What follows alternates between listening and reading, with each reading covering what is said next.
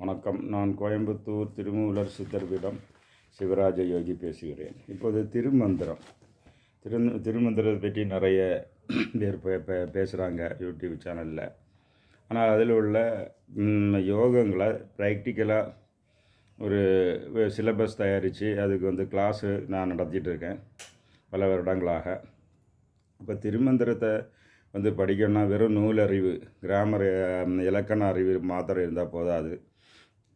திருமந்திரத்தை ஹேண்டில் செய்யக்கூடிய பெரும்பாலான ஆசிரியர்கள், தமிழ் ஆசிரியர்கள், ப்ரொஃபஸர்ஸு அப்படி பலரும் அதில் நடத்துகிறாங்க. அவங்க இந்த இலக்கண இதே மாதிரி உள்ள இதை பற்றி தான்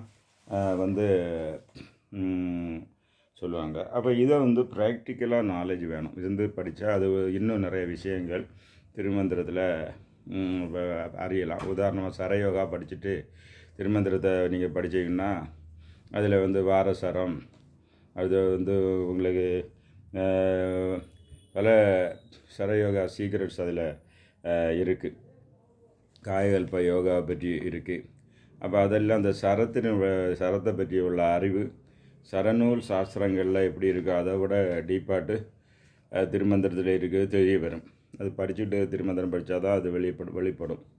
அதே மாதிரி உங்களுக்கு சக்திபாத் யோகான்னு இருக்குது. இப்போ சக்திபாத் யோகாங்களுக்கு சாக்த தந்திரங்கள் நிறைய இருக்குது. அந்த தந்திரங்களில் அந்த சக்தியை வழிபடும் முறை, சக்தியில் எப்படி ஆதாரங்களில் எழுந்தருளி இருக்கான்னு சொல்லிக்கிட்டு நூல் இருக்குது. அது சட்சக்கர நிரூபணம். அது ரொம்ப பிரபலமான நூல் தான். அதன் அடிப்படையில் பல ஆராய்ச்சிகள் மேற்கொண்டு ஜப்பான் சைனா பல நாடுகள்லையும் அந்த ஆராய்ச்சிகள் பண்ணுறாங்க. நம்ம இடத்துல நான் இந்த ஆராய்ச்சிகள் பண்ணிகிட்ருக்கேன். அப்படி பண்ணும்போது என்னாச்சுன்னா, சட்சக்கர நிரூபணத்தில் என்ன கருத்துகள் இருக்குது அதை விட ஆழமான கருத்துகள் திருமந்திரம் 4ஆம் சாப்டர் அதில் சொத்தம்னு சொல்லுவாள். சாக்தம் தான் ஆக்சுவலி. அது சாக்த தந்திரம் சாப்டர் 4. அந்த சாப்டர் 4 சக்திபாத் உபாசகர்களும் படிக்கிறாங்க. அப்போ இந்த சக்திபாத் கம்பேரிட்டிவ் ஸ்டடி பண்ணால் தான் அந்த சட்சக்கர நிரூபணத்தில் என்ன பாயிண்ட்ஸ் இருக்குது அதுவும் இருக்குது, அதுக்கு மேலேயும் இருக்குது, இதில் இருக்குது. அதுபோக சைவ சித்தாந்த கருத்துகள், சித்த மருத்துவ கருத்துகள், வாசி யோகா, காயகல்ப யோகா, சந்திர யோகா, இப்படி சந்திர மங்கள யோகான்னு உள்ளதை எடுக்கலாம். இப்படி பல இதுகளும் ப்ராக்டிக்கல் வடிவத்தில் பார்க்கும்போது இப்போ சட்சக்கர நிரூபணையும் இதை ஒரு ஒப்பீடு செய்து பார்க்கும்போது உங்களுக்கு என்னாச்சுன்னா, ஆதாரங்களில் பொருந்தி நின்று ஐந்தொழில் புரிகின்றாள். இப்படி ஒரு ஸ்டேட்மெண்ட், ஒரு பாடல்கள். ஆதாரங்களில் பொருந்தி நின்று ஐந்தொழில் புரிகின்றார்.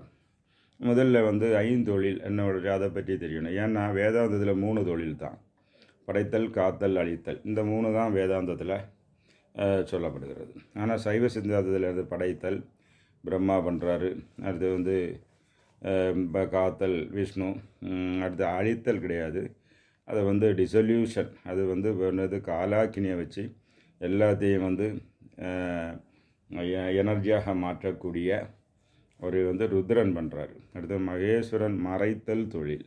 நிறைவேறி புதுசு வேதாந்தத்துலலாம் மறைத்தல் தொழில் அது என்னன்னு கேட்பான். அது ஏன்னா அதுவும் சிவன் தான். மகேஸ்வரன் சிவனுடைய ஒரு ரூபமூர்த்தம், சிவனுடைய ரூபமூர்த்தம் மகேஸ்வரன். அப்போ அதுக்கு அவர் மறைத்தல் தொழிலை செய்கிறாரு. மறைத்தல் தொழில்னா உங்கள் டேட் ஆஃப் பர்த் தெரியும். டேட் ஆஃப் டெர்த் உங்களுக்கு யாருக்கு தெரியும்? அப்போ அது அவர் தான் தெளிவுபடுத்துகிறாரு.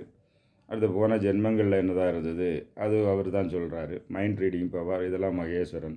அப்போ 4ஆவது தொழில் படைத்தல், காத்தல், அழித்தல்கிறது மறைத்தல் தொழில். அப்போ அதுக்கு அடுத்தபடி நீங்கள் பார்த்தீங்கன்னா அருளல், அதுதான் சதாசிவன். இப்படி 5 விதமான தொழில் இருக்குது. இந்த 5 வித தொழிலையும் செயல்படுத்தக்கூடிய நாயகர்கள் பிரம்மா, விஷ்ணு, ருத்ரர், மகேஸ்வரர், சதாசிவன். அப்போ இந்த நாயகர்கள் மட்டுமல்ல, 5 தொழில் செய்யணும்னா அது கூட சக்தியும் கூட இருந்தால் தான் 5 தொழில் செய்ய முடியும்.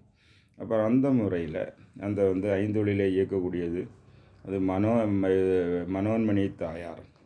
மனோன்மணி தாயார்னால் இது இங்கே நிறைவேறுகிறது. சரஸ்வதி, லக்ஷ்மி, துர்கா, இந்த 3 பேர் தான் எல்லாருக்கும் தெரியும்.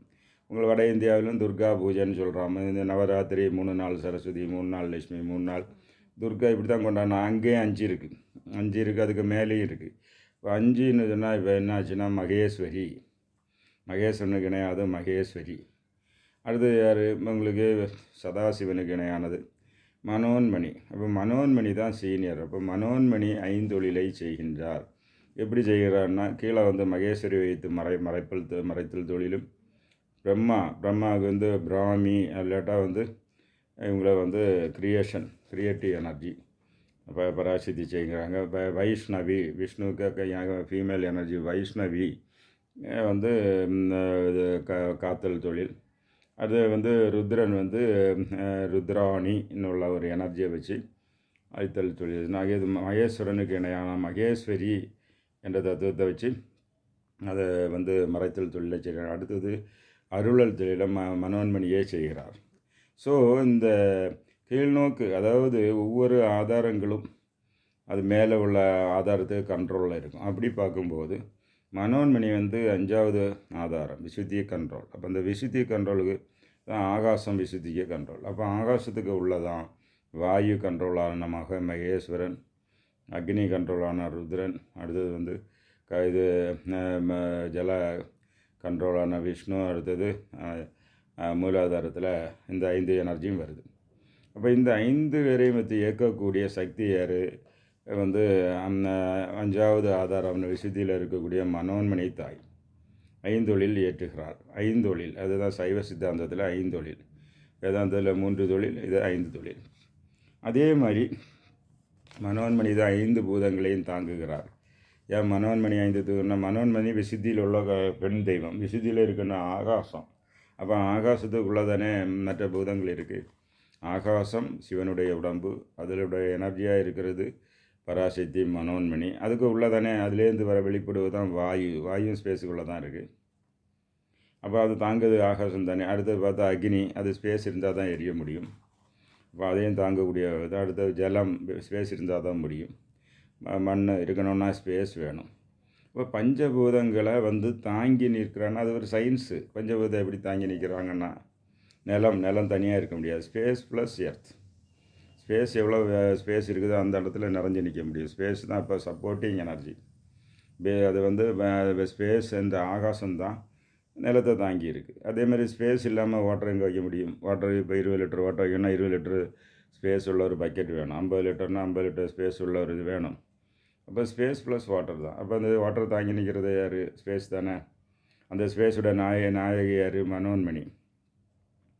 அடுத்து அக்னி எரியும்னா ஸ்பேஸ் வேணும். அப்போ ஸ்பேஸ் வேணும்னா ஸ்பேஸ் ப்ளஸ் ஆக்சிஜன் இருந்தால் தானே எரியும். அப்போ அங்கேயே தாங்கக்கூடிய சக்தி யார்?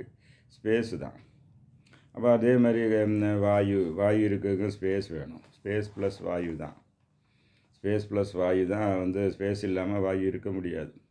ஸ்பேஸ் ப்ளஸ் வாயு ரெண்டையும் சேர்த்தான் வெஸ்டர்ன் ஃபிலாசபர்ஸ் ஈதர்ம்பான். நமக்கு அப்படி ஈதர்னு ஒன்றும் கிடையாது. ஸ்பேஸ் வேறு, வாயு இல்லை. அடுத்தது ஸ்பேஸ் தானே தனித்து நிற்கும். அப்போது தனித்து நிற்கக்கூடியது ஸ்பேஸ் மட்டும்தான். மற்ற 4 பூதங்களும் ஸ்பேஸ் இருந்தால் தான் வரும். அப்போ தாங்கி நிற்கிறது space. Space plus space plus space plus water, space plus நிலம். அப்போ இதனால தான் இந்த திருமந்திரத்தில் இந்த பாடலில் வந்து 1165வது பாடலில் இந்த இது விளக்கப்படுகிறது. 1161 ஐந்தொழில் பற்றி விளக்கப்படுகிறது. 1165 இந்த ஃபிலாசபி தத்துவம் சட்சக்கர நிரூபணத்திலையும் இருக்குது. அது இங்கேயும் இருக்குது. ஐந்தொழிலை பற்றி உள்ள டீட்டெயில்ஸ் எக்ஸ்ட்ராவாக இங்கே இருக்குது. மற்ற இதுங்களில் ஐந்தொழில்னு உள்ளது சைவ சித்தாந்தத்தில் உள்ள திருமந்திரத்தில் அது வெளிப்படையாக நீட்டாக இருக்குது. நான் குருவிகளை நன்றி. இதை பற்றியுள்ள பயிற்சிகள் கொடுக்குறேன். தேவையுள்ளவர்கள் தொடர்பு கொள்ளலாம். 5 பூதங்களை வழி பாதபித்த கண்ட்ரோல், சக்கர ஆக்டிவேஷன் எல்லாம் தேவையுள்ள தொடர்பு கொள்ளலாம். நன்றி, வணக்கம்.